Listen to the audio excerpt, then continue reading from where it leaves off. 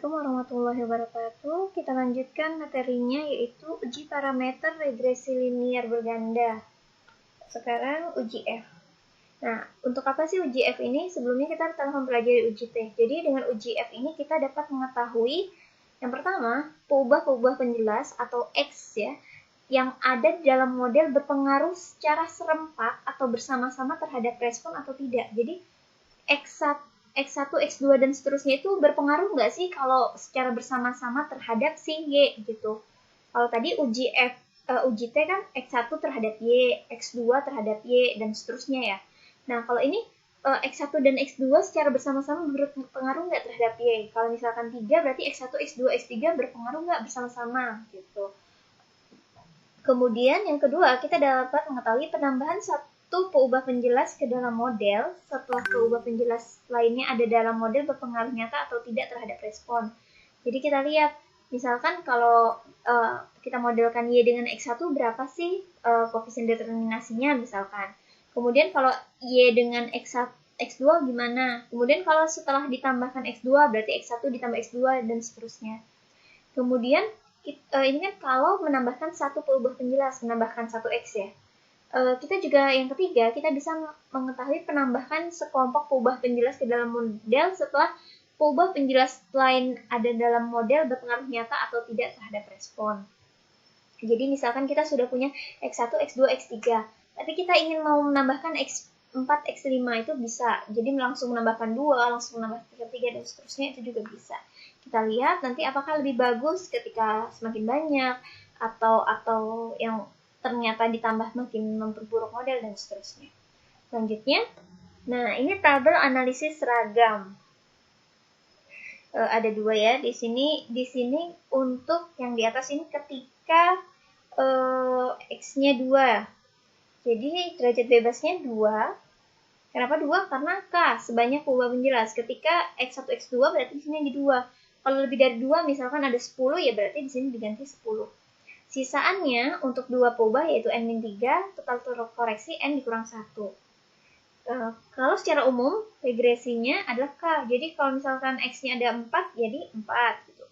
Nah, derajat bebas untuk sisaan secara umum adalah N dikurang K, banyaknya peubah penjelas atau X dikurang 1. Sedangkan totalnya adalah N dikurang 1. Jumlah kuadrat telah dijelaskan di video sebelumnya dalam notasi matriksnya. Ini sama secara umum, B aksen X aksen Y dikurang X aksen 1 aksen Y.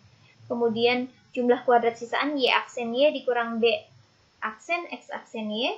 Sedangkan jumlah kuadrat total yaitu Y aksen Y dikurang Y aksen 1 aksen Y. Nah, kuadrat tengah itu adalah membagi jumlah kuadrat regresi dengan kalau X-nya 2 berarti bagi 2. Kemudian jumlah kuadrat sisaan dibagi dengan derajat bebas sisaan. Secara umum, jadi kuadrat tengah regresi di sini merupakan jumlah kuadrat regresi dibagi dengan derajat bebas regresi. Sedangkan kuadrat tengah sisaan atau kuadrat tengah galat yaitu jumlah kuadrat sisaan atau jumlah kuadrat galat dibagi dengan derajat bebasnya, derajat bebas sisaan atau galat. Nah, ini adalah S kuadrat ya, notasinya, jika modelnya cocok atau sesuai. Sedangkan untuk ini Y aksen 1 aksennya itu merupakan NY bar dikuadratkan, yaitu nilai tengah bagi beta 0. Nah,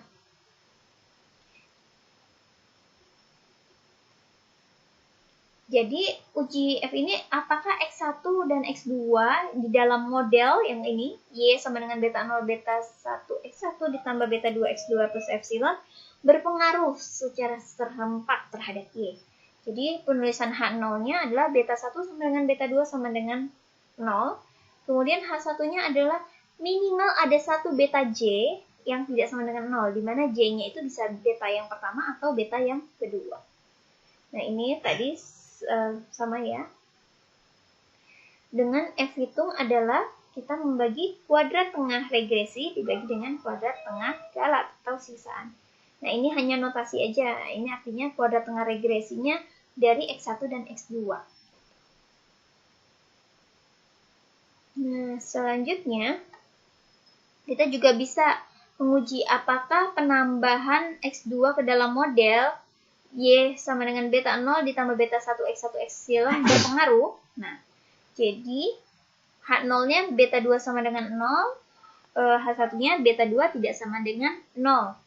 Nah, ini secara umum beta 1 beta 2 derajat bebasnya 2, beta 2-nya hanya 1, sisaan itu N dikurang 3, dan total terkoreksinya adalah N dikurang 1. Nah, untuk ini sumber keragaman regresi beta 1 beta 2 sama D aksen Y dikurang Y aksen 1 aksen Y. Kemudian di sini untuk menghitung jumlah kuadrat dari penambahan model X2 yaitu jumlah kuadrat dari beta 1 beta 2 yang secara bersama-samaan dikurang dengan jumlah kuadrat B1.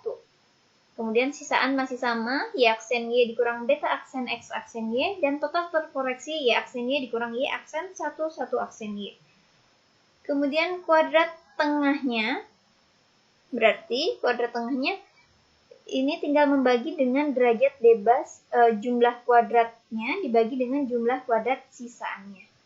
Kemudian kalau jumlah kuadrat sisaan dibagi dengan derajat bebas sisaannya, N-3. Dengan F hitung merupakan kuadrat tengah dari B2 yang di sini dibagi dengan kuadrat tengah sisaan. Ya. Jadi tinggal ini dibagi ini adalah F hitungnya. Oke, sekian uji F untuk regresi linear berganda. Semoga bermanfaat. Saya akhiri. Assalamualaikum warahmatullahi wabarakatuh.